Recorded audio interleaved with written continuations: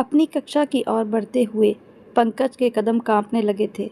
जैसे ही वह अपनी क्लास के पास पहुंचा, उसके दिल की धड़कन और भी ज़्यादा बढ़ गई थी, क्योंकि उसे पता था कि क्लास में पहुंचकर उसके साथ क्या होने वाला है। वही सब सोच सोचकर उसे बहुत ज़्यादा डर लग रहा था।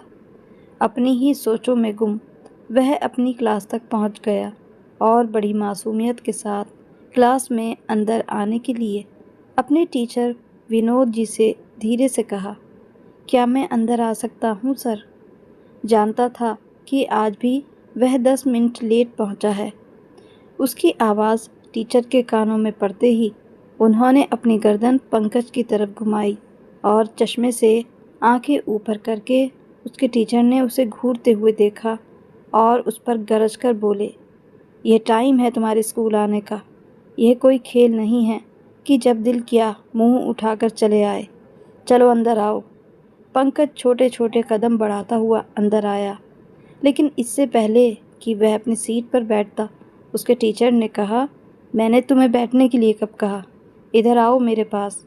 वह काफ़ी गुस्से में पंकज से बात कर रहे थे। पंकज अंदर ही अंदर सहम कर रह गया।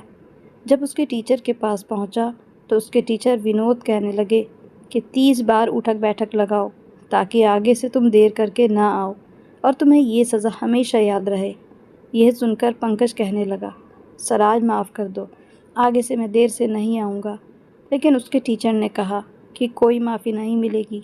अगर पढ़ाई के मामले में ज़रा भी नरमी दिखाओ तो तुम लोग तो मेरे सर पर चढ़कर बैठ जाते हो। चलो अब जल्दी उठक बैठक लगाओ। पंकज अपना बैग उतारने लगा, क्योंकि वह बहुत भारी था। वह मुश्किल से ही बैग संभालकर क्लास तक आता था।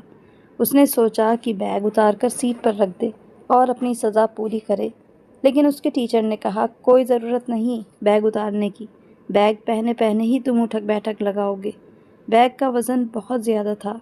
पंकज ने गहरी लंबी सांस ली और फिर कान पकड़कर उठक बैठक लगाने लगा। लेकिन अभी तक चौथी बार ही था कि उसके आंसू बहने लगे। बैग बहुत ज़्यादा भारी था जो उसकी कमर पर लटका हुआ था। सेहत में भी वह काफ़ी कमज़ोर था। 10 उठक बैठक लगाकर ही टीचर के सामने आंसू बहाने लगा। कहने लगा, सर और नहीं हो पा रहा, मेरी टांगें कांपने लगी हैं। लेकिन उसके टीचर ने उसके मुंह पर एक ज़ोरदार थप्पड़ दे मारा। कहने लगे, देर करते समय तुम्हें कोई तकलीफ़ नहीं होती, वैसे भी तुम ज़्यादातर एब्सेंट ही रहते हो। थप्पड़ पड़ना था कि पंकज और ज़्यादा रोने लगा। उसके टीचर को और भी ज़्यादा गुस्सा आ गया। कहने लगे, जल्दी से उठक बैठक लगाओ, वरना आज तुम्हें मुझसे कोई नहीं बचा सकता। मैं तुम्हें आज वह सबक सिखाऊंगा कि तुम ज़िंदगी भर नहीं भूलोगे। बस तुम खेल कूद कर लोगे, पढ़ाई में तुम्हारा मन ही नहीं लगता। 5 बार उठक बैठक लगाते हुए पंकज का पूरा शरीर कांपने लगा था। वह हिचकियों से रो रहा था। टांगें यूं थी कि जैसे चलने के काबिल ही ना रही हों। ऊपर से इतना भारी बैग। टीचर विनोद ने कहा कि चलो उठो और अपनी सीट पर जाकर बैठो, और ध्यान रहे देर से आने की गलती अब कभी ना हो, वरना अगली बार इससे भी ज़्यादा पिटाई होगी और सज़ा भी मिलेगी। वह चलता हुआ अपनी सीट पर जाकर बैठ गया, लेकिन पूरा दिन बार बार अपने आंसू साफ करता रहा। इंटरवल के टाइम भी वह अपनी क्लास में ही बैठा रहा।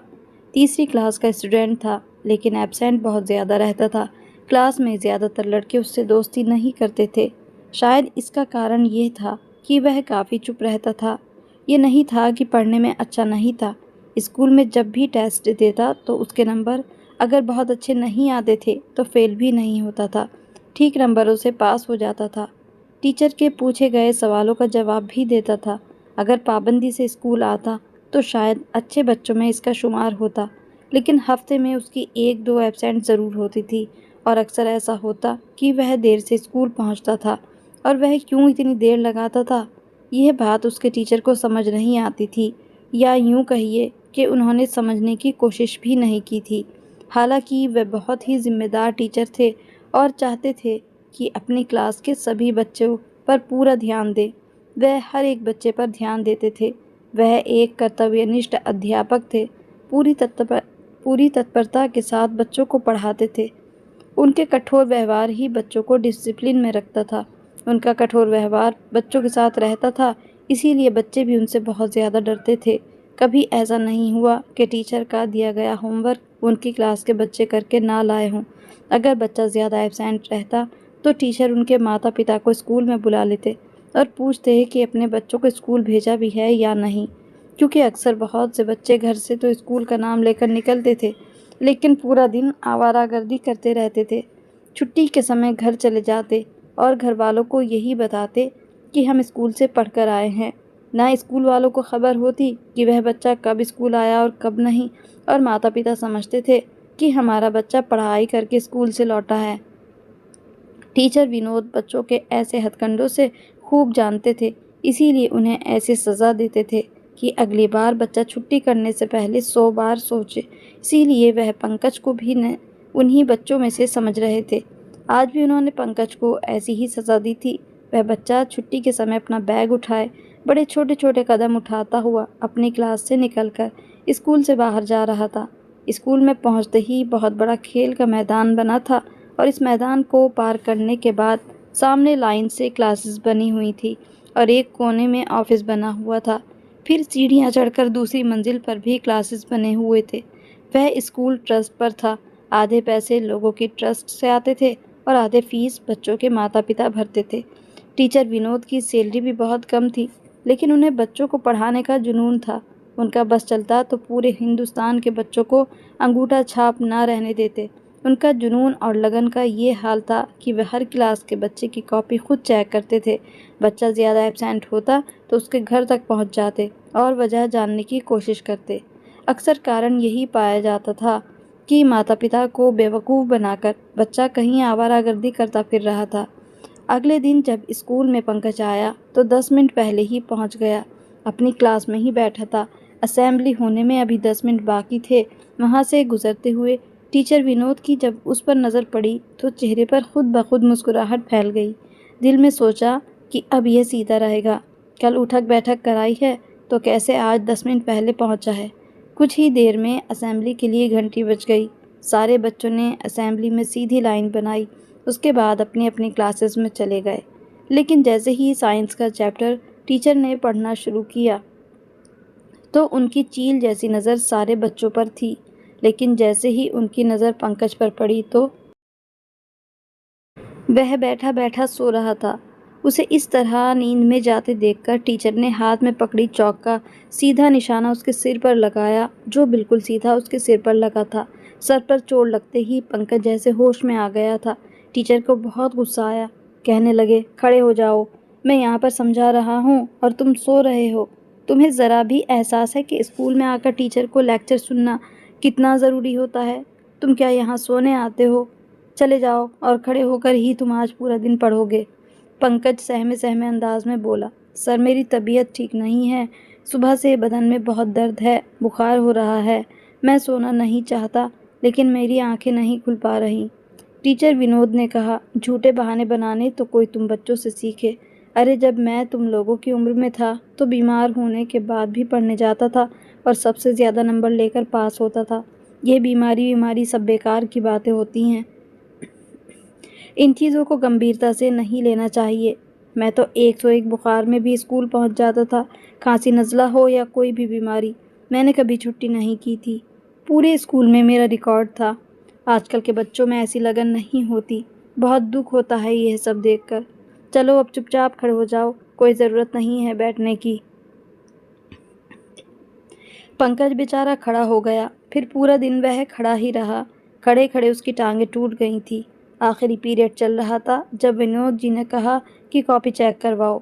सबकी कॉपी में काम चेक करने के बाद जब पंकज की कॉपी विनोद जी के हाथ में लगी तो उसे लगा कि यह काम पंकज ने नहीं किया, क्योंकि बड़ी साफ़ सुथरी राइटिंग में लिखा गया था और उस बच्चे की राइटिंग इतनी साफ़ सुथरी नहीं थी।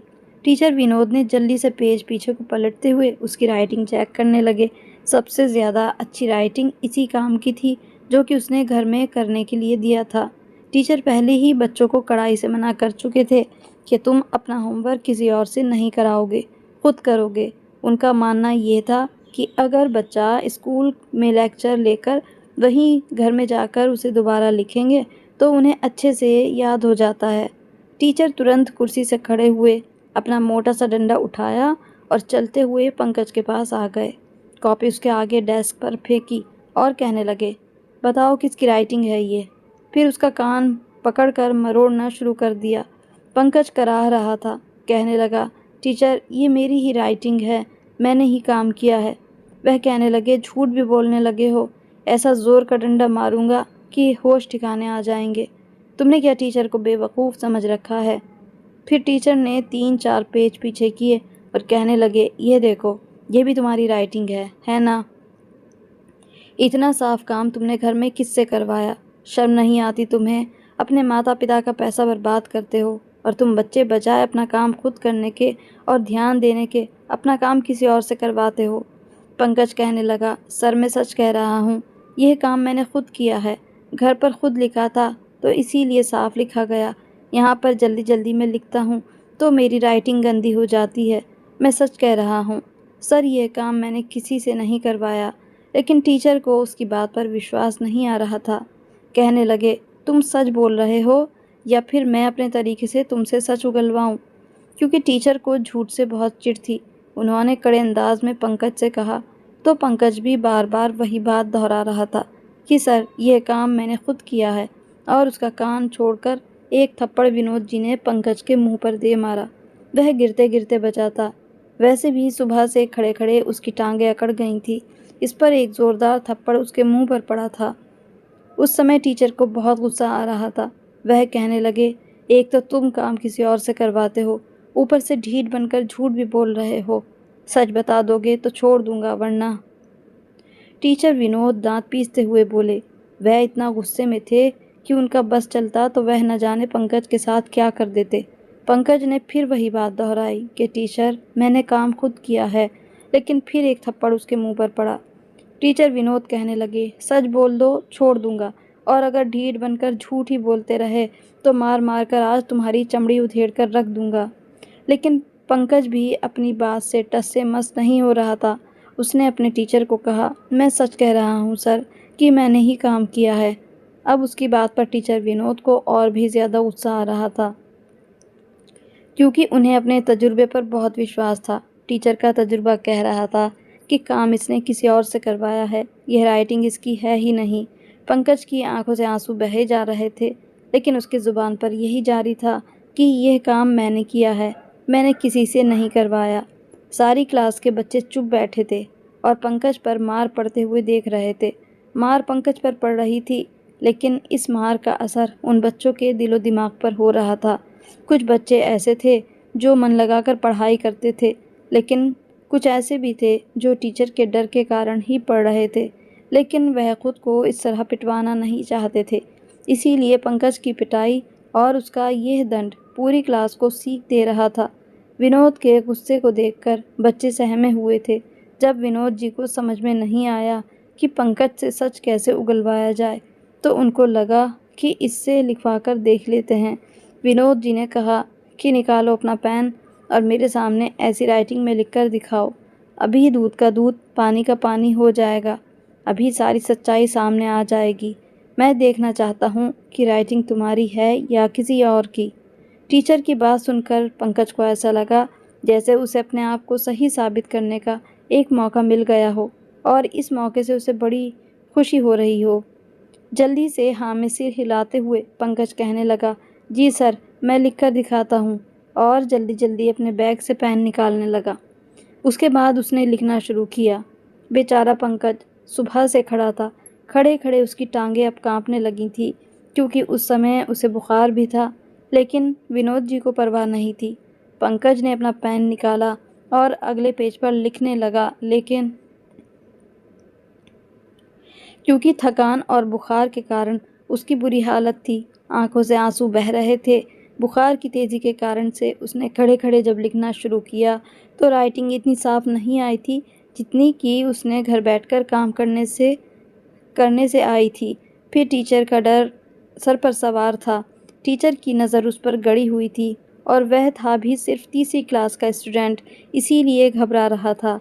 अगर टीचर उसके पास से कुछ समय के लिए हट जाते या फिर उसके साथ थोड़ी नरमी बरतते हुए व्यवहार करते, उससे बैठकर काम करने को अनुमति दे देते, तो शायद वह खुद को सही साबित करने में सफल हो जाता। लेकिन उस समय टीचर विनोद तो जैसे एक टीचर ना होकर एक फांसी चढ़ाने वाले जल्लाद बन चुके थे। उन्होंने सुबह से खड़े हुए बच्चे को ना तो कुछ मिनट बैठने को दिया, ना उसकी बीमारी की परवाह की। बस एक मौका दिया कि वह उसी राइटिंग में लिखकर दिखा दे। लेकिन दुर्भाग्यवश पंकज ने बड़ी कोशिश की कि वैसी ही राइटिंग में लिख सके जैसे कि उसने घर पर लिखी थी, लेकिन काम वैसा नहीं हो पाया। विनोद जी ने देखा तो नोटबुक पंकज के सिर पर जोर से मारकर कहने लगे कि तुम क्या अब भी झूठ बोलोगे कि यह काम तुमने किया है? अब तो विनोद जी और भी ज़्यादा गजबनाक अंदाज में पंकज से पूछ रहे थे। पंकज रोते हुए और घबराते हुए कहने लगा, सर मैंने ही किया है। यहाँ पर इसीलिए भी लिख नहीं सका क्योंकि मेरी तबीयत ठीक नहीं है और फिर मैं सुबह से खड़ा खड़ा थक गया हूँ। विनोद जी कहने लगे, एक तो तुम झूठ बोलते हो, ऊपर से ज़बान भी चलाते हो, वह भी अपने टीचर के सामने। तुम्हारी नज़र में टीचर का कोई सम्मान है या नहीं? अब जल्दी से हाथ निकालो अपना। आज तो मैं तुम्हारा वह हाल करूँगा कि दोबारा कोई बच्चा ना तो मुझसे झूठ बोलने की कोशिश करेगा और ना ही अपना काम किसी से करवाएगा, और तुम तो बिल्कुल सुधर जाओगे। 50 बार उठक बैठक करवाई थी ना तुमसे। कैसे अगले दिन 10 मिनट पहले तुम पहुँचे थे। तुम बच्चों को प्यार की ज़बान समझ आती ही नहीं। तुम लोग सिर्फ डंडे के आदी हो। ये कहकर उन्होंने पंकज का हाथ पकड़ा और उस पर डंडा मारना शुरू कर दिया, और हर बार उस डंडे को मारकर पूछते, बताओ सच क्या है, काम किससे करवाया है? लेकिन पंकज कहने लगा, काम मैंने खुद किया है। रोए जा रहा था लेकिन इसी बात पर डटा हुआ था। टीचर का गुस्सा बढ़ता जा रहा था। उसे मार मार कर वह खुद भी हाँफने लगे थे। कहने लगे, सच बताओ, छोड़ दूंगा। पंकज कहने लगा, सच कह रहा हूँ सर, काम मैंने ही किया है। आखिर में जब पंकज को मार मार कर खुद टीचर विनोद थक गए तो पंकज को धक्का देकर आगे बढ़ गए। वह गिरते गिरते बचा था। कहने लगा, तुम जैसे बच्चे बड़े होकर गुंडे बदमाश बनते हो, कभी भी अच्छे इंसान नहीं बन सकते। निकल जाओ मेरी क्लास से। यहाँ से बैग उठाओ और निकलो यहाँ से। अपनी शक्ल मेरे सामने मत लाना, वरना ये ना हो कि मैं तुम्हें और मारना शुरू कर दूँ। झूठा कहीं का। 100 थप्पड़ खा लिए लेकिन अपने झूठ से बाज नहीं आया। अरे किसी अंधे को भी नज़र आता है कि ये राइटिंग तुम्हारी है ही नहीं। अगर सच कह देते तो इतना नहीं पिटते मुझसे। पंकज रोए जा रहा था। कमर पर डंडा, हाथों पर डंडे, टांगे खड़े खड़े वैसे ही टूट चुकी थी। अब तो उसकी टांगें बुरी तरह से कांप रही थी। टांगें ही नहीं बल्कि उसका पूरा जिस्म कांप रहा था। उसने बैग उठाया और अपनी क्लास से बाहर निकल गया। अभी छुट्टी होने में भी 10 मिनट बाकी थे। वह धीरे धीरे चलता हुआ स्कूल के गेट की तरफ जा रहा था। पूरे स्कूल में जैसे सन्नाटा छाया हुआ था, क्योंकि यह आखिरी पीरियड चल रहा था और सभी टीचर्स पढ़ाने में व्यस्त थे। प्रिंसिपल भी अपने ऑफिस में थे, इसीलिए किसी ने भी उसे स्कूल के गेट की तरफ जाते हुए नहीं देखा। बस चौकीदार उसे देख रहा था, और जब पंकज रोता हुआ गेट से बाहर निकल रहा था, चौकीदार ने एक बार उससे पूछा भी कि क्या तुम्हारी छुट्टी हो गई है? वह आंखें पोंछता हुआ कहने लगा, टीचर ने मुझे बाहर निकाल दिया है। ये कहकर वह आगे बढ़ गया। अगले दिन वह स्कूल नहीं आया था। टीचर विनोद कहने लगा, देखा ना, आज फिर छुट्टी कर ली उसने। ये बच्चा कभी सफल नहीं हो सकता। एक तो झूठ इतनी ढिठाई से बोलता है, मार खाकर भी झूठ बोलता रहा, और अब यह छुट्टियां करेगा। मुझे तो समझ नहीं आता कि माता पिता अपने बच्चों को स्कूल भेजने पर ध्यान क्यों नहीं देते। चाहते तो यही हैं कि बड़ा होकर उनका बच्चा बड़ा अधिकारी बने, क्या कोई बड़ा आदमी बने, उनका नाम रोशन करे, लेकिन स्कूल भेजते हुए जान निकलती है। विनोद अपना दिल जलाते हुए पहले तो पंकज की बुराइयां किए जा रहे थे, फिर बच्चों को पढ़ाने लगे, और ये भी सोच रहे थे कि कल आएगा तो उसे छोड़ूंगा नहीं, इससे भी ज़्यादा कड़ी सज़ा दूंगा। लेकिन वह अगले दिन भी नहीं आया। जब उसे एब्सेंट हुए 15 दिन गुजर गए तो प्रिंसिपल ने विनोद को अपने ऑफिस में बुलाया। कहने लगे, आपकी क्लास में एक बच्चा काफ़ी दिन से एब्सेंट है, क्या उसकी कोई एप्लीकेशन आई है?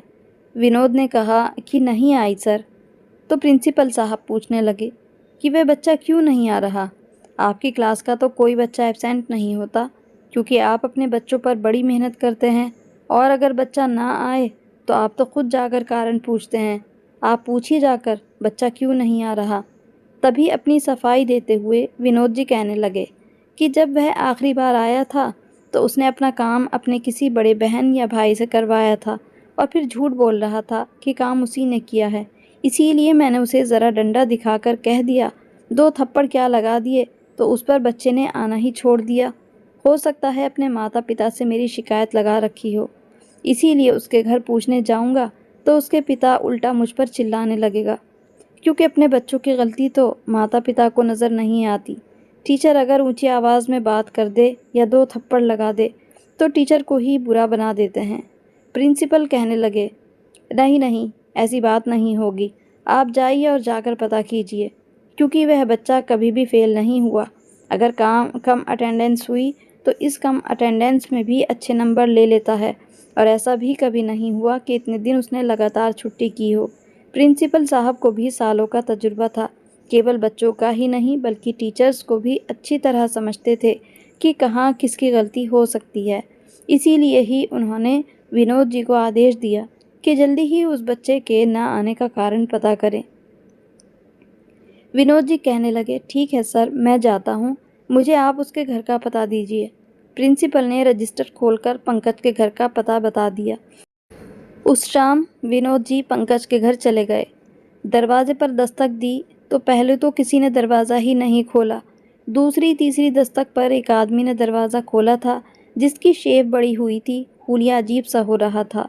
विनोद जी ने कहा, क्या ये पंकज का ही घर है? सामने खड़े आदमी ने कहा, जी हाँ, उसका ही घर है और मैं उसका पिता हूँ। यह सुनकर विनोद जी ने गहरी सांस ली। कहने लगे कि आपका बच्चा काफ़ी दिनों से स्कूल नहीं आ रहा, एब्सेंट है। मैं उसे पढ़ाता हूँ, इसीलिए सोचा जाकर पूछ लूँ। विनोद जी का ये कहना था कि तभी पंकज का पिता